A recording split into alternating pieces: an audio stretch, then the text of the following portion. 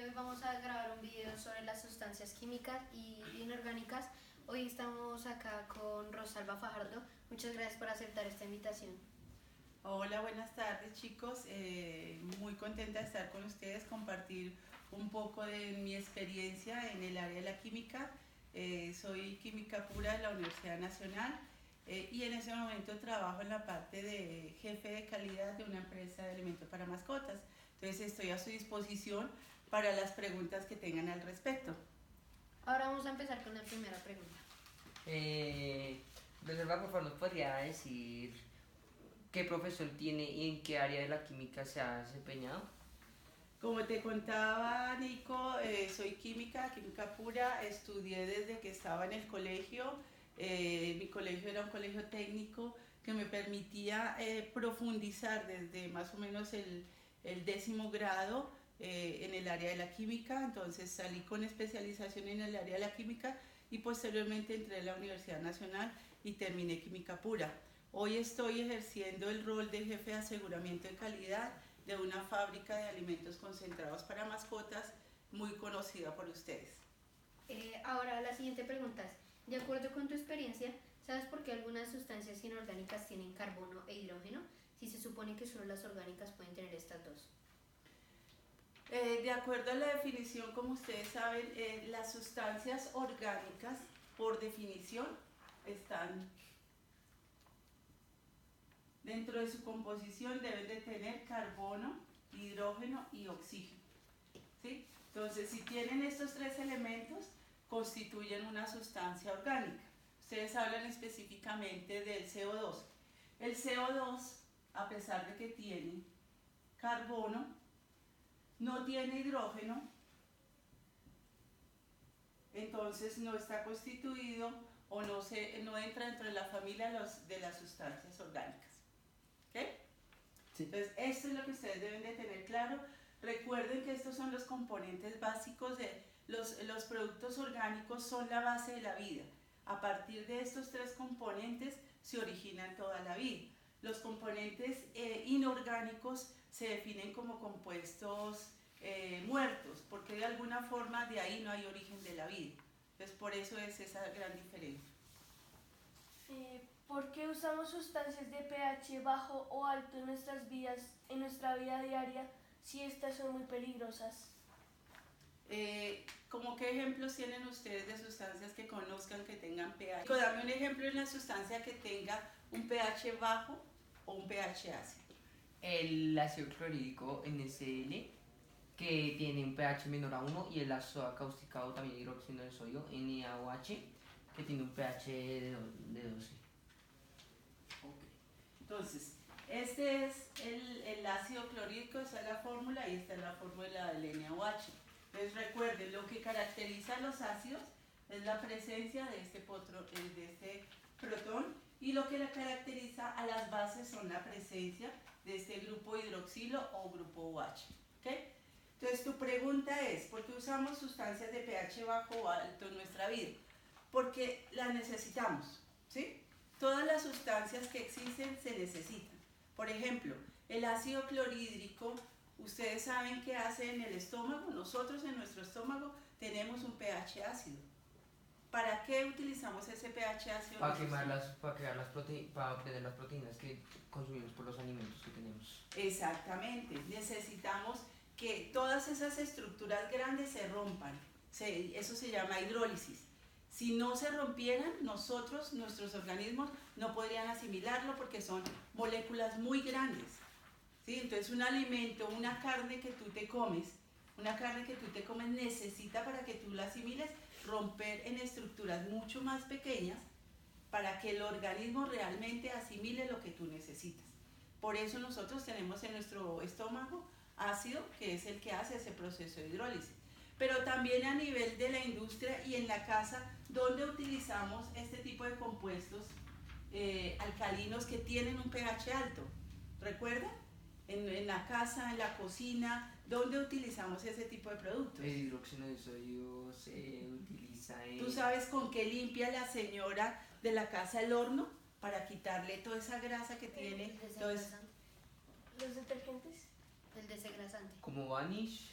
Esos son desengrasantes o desencrustantes.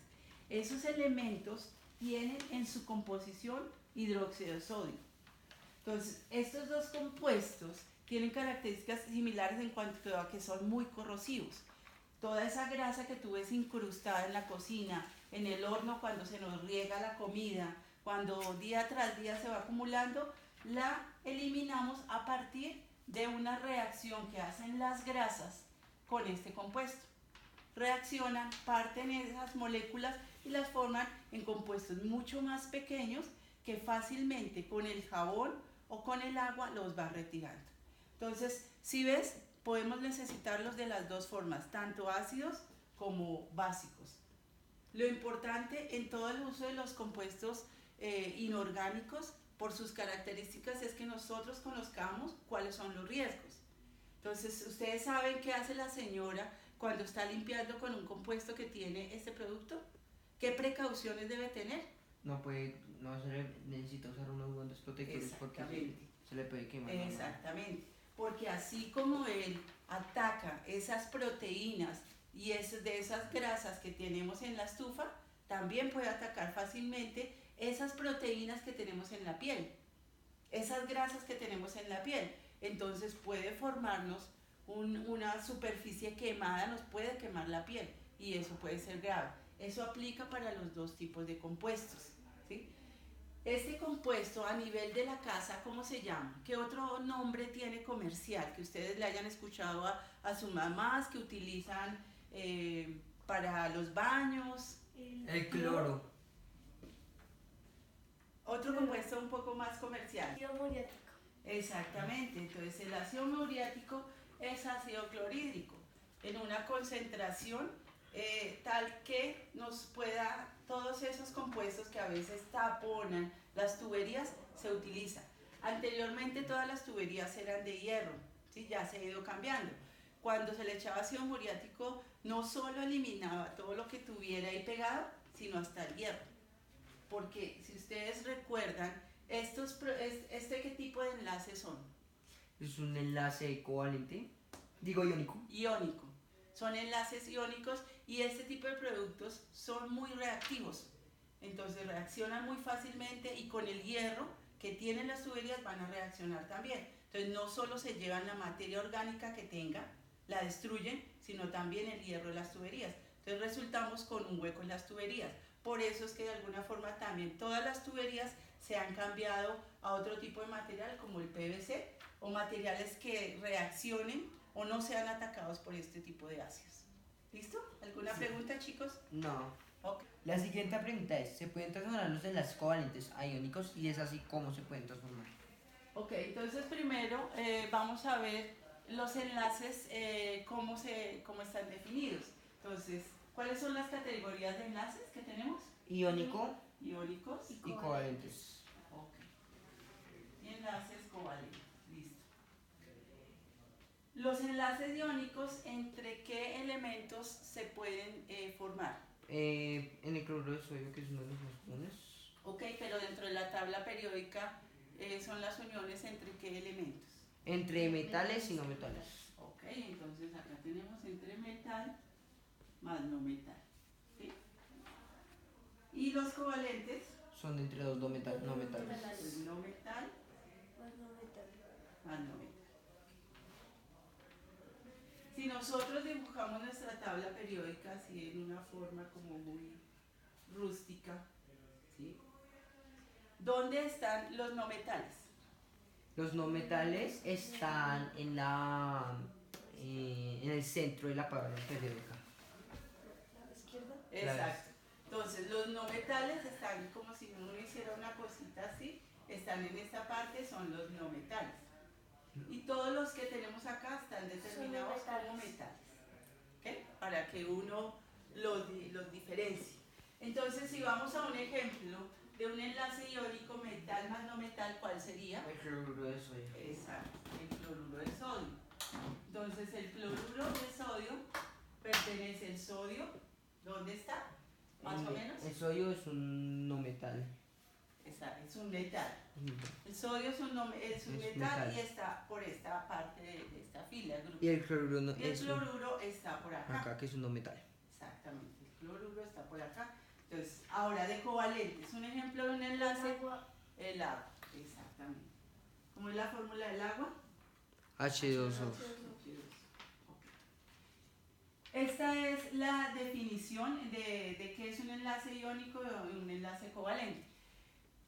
Los enlaces categorizan a las moléculas que se forman, ¿sí? Es decir, el cloruro de sodio siempre va a tener un enlace iónico.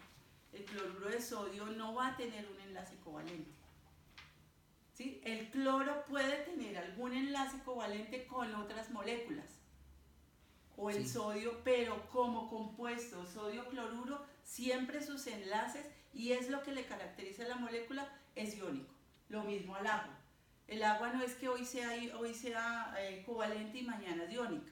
No, el agua siempre, la definición del agua, su enlace es covalente, y eso es lo que va a caracterizar, y es lo que caracteriza a cada una de las moléculas. ¿Ok? Sí. ¿Alguna pregunta con respecto a eso? Sigamos con la siguiente. Si la capa de electrones de valencia tiene en total 8 de estos, ¿qué pasa si estos se pasan de este número? Entonces, vamos a mirar un ejemplo con el oxígeno. El oxígeno tiene un número atómico de 8, ¿sí? Entonces, su distribución electrónica, ¿cuál sería? El primero, ¿cuál es? Su primer- 1s, S. 1s, 1S. 1, 2. 2, perdón. El segundo nivel es 1 es 2s2.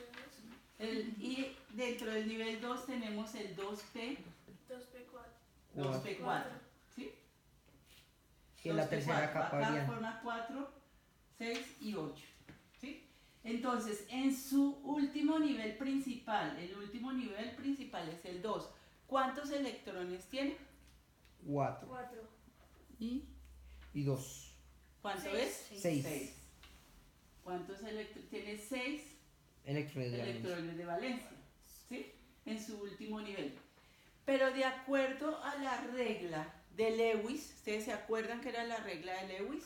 Que cada átomo tiene que tener un total de 8 electrones Exacto. de valencia. Su mayor estabilidad del átomo se da cuando él toma sus 8 electrones, ¿sí? Entonces, ¿cuántos electrones necesitaría él para completar su octeto? 2. 2, exacto. Entonces necesitaría 2 electrones. Estos 2 electrones son los electrones de valencia de ese elemento. Son los electrones que realmente él va a reaccionar. Pero, como ustedes bien saben, por su electronegatividad tan alta del oxígeno, él va a tender siempre a cogerlos. Para él va a ser más fácil robárselos a otro compuesto que cederle los 6 que tiene acá.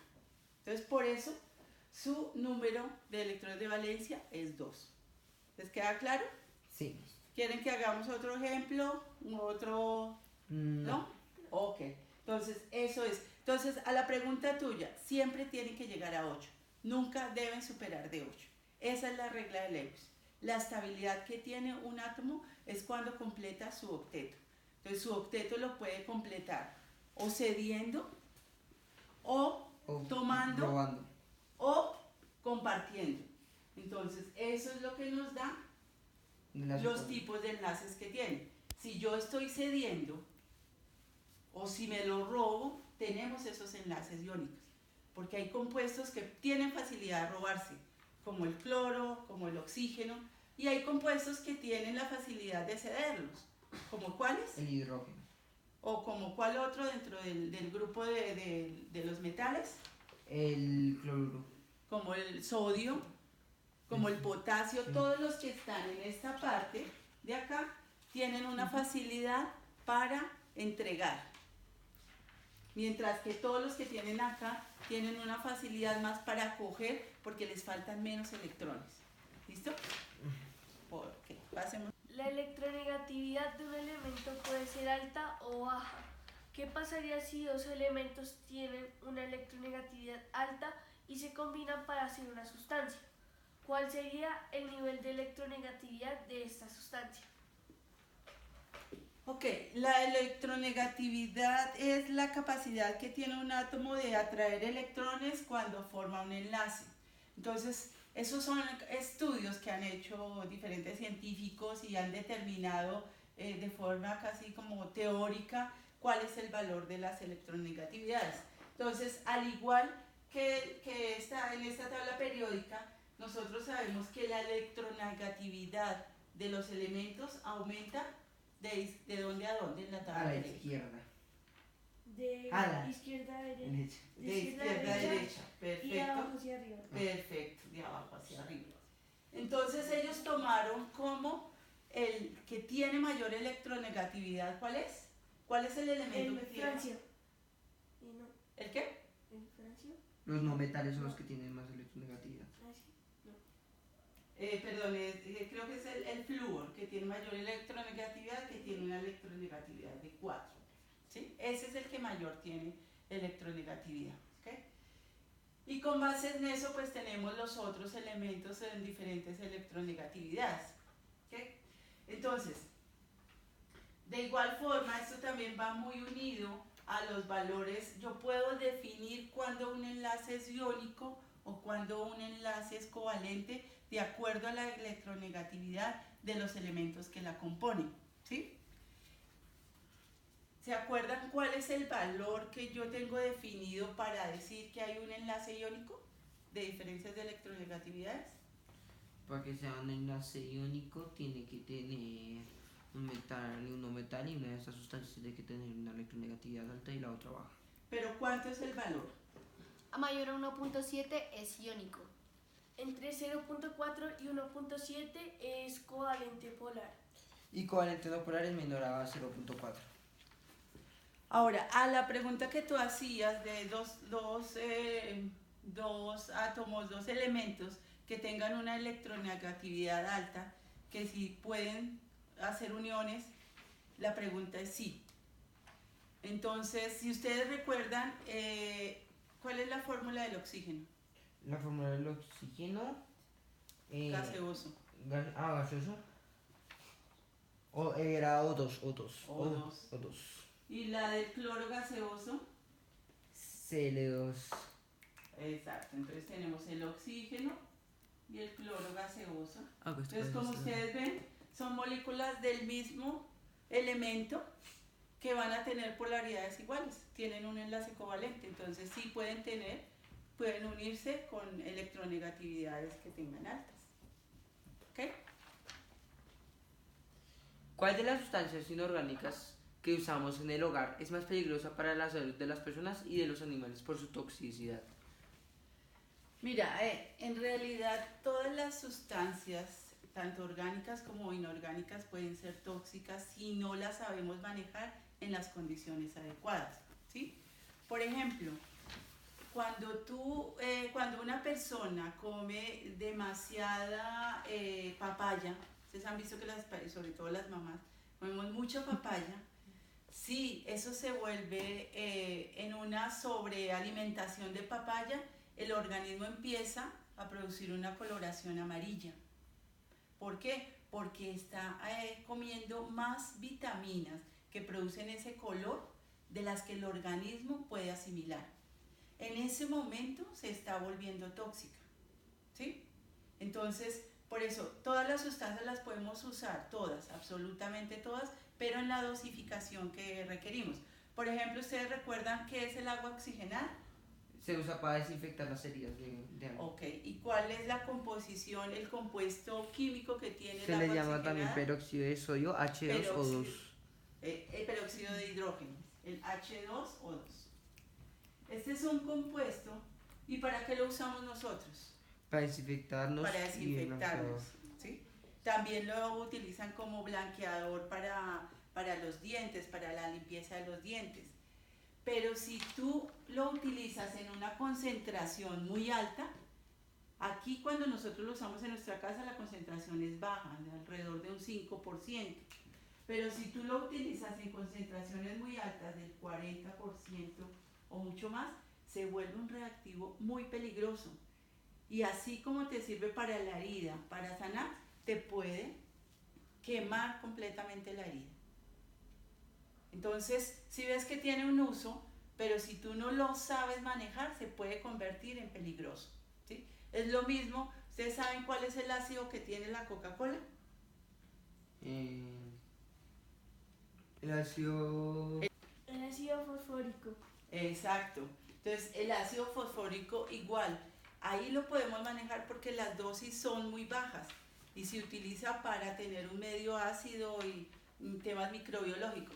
Pero si tú el ácido fosfórico lo manejas puro, cualquier gota que te traiga en tu mano te puede quemar completamente Penetrar. y te daña la piel, ¿sí? Entonces, todos los compuestos tienen un nivel que se puede usar, un nivel de seguridad, y los podemos usar y son prácticos en nuestra vida diaria y en la industria. Cuando no sabemos usarlos, cuando se vuelven ya tóxicos o cuando empiezan a ocasionar daños para la salud, el medio ambiente y todo lo demás. ¿Listo? Listo. Siguiente. La siguiente pregunta es, ¿cómo afecta la temperatura a la estabilidad de las sustancias químicas? Eso va muy relacionado con los tipos de enlaces que tienen, ¿no? La estabilidad de los compuestos también lo da las uniones que tienen, no solo las uniones que tienen, por ejemplo, para el cloruro de sodio, las uniones que tiene entre el sodio y el cloruro, sino cuando hay muchos cloruros y cuando tenemos uniones entre toda esta estructura, que es lo que pues ya forman las macromoléculas. Entonces, ¿recuerdan ustedes cuál es la estabilidad que tienen los compuestos que son iónicos? Los compuestos iónicos. Coleccionista. Que las estructuras, la estabilidad de esas estructuras también dependen de los enlaces que tengan. No solo de los enlaces que tengan entre cada una de las moléculas, sino ya en las moléculas completas entre ellas mismas. Entonces, recuerden que los enlaces iónicos son mucho más fuertes, entonces necesitamos nosotros, y son compuestos que tienen un punto de ebullición más alto, lo cual indica que necesitamos mucha más temperatura para poder llevarlos del estado líquido a su estado gaseoso. Mientras que los enlaces covalentes son de puntos de ebullición más bajos, es decir, necesitamos una temperatura más baja para que ellos puedan ebullir. Entonces, relacionados directamente con el tipo de enlace que tengan. Siguiente. En la vida diaria, ¿por qué es importante conocer las características y las reacciones de las sustancias químicas?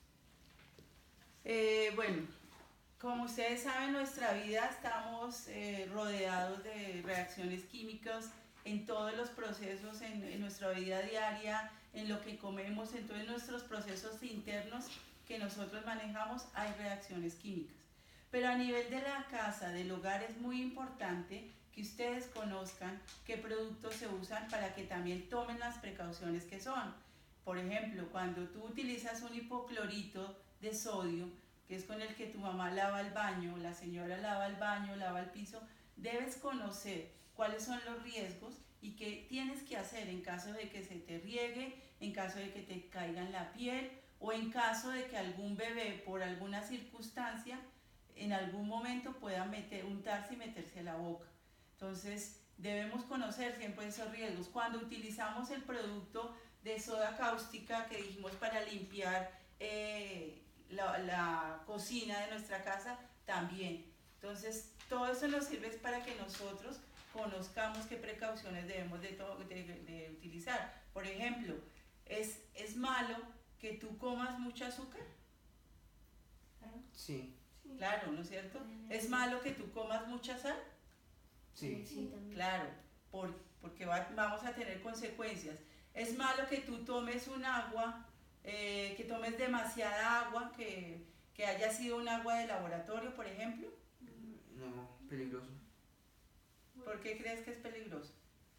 Ya que esta agua está experimentada y puede tener sustancias que, aparte del sodio, puede tener, por ejemplo, una gota de ácido clorhídrico que te puede matar al instante.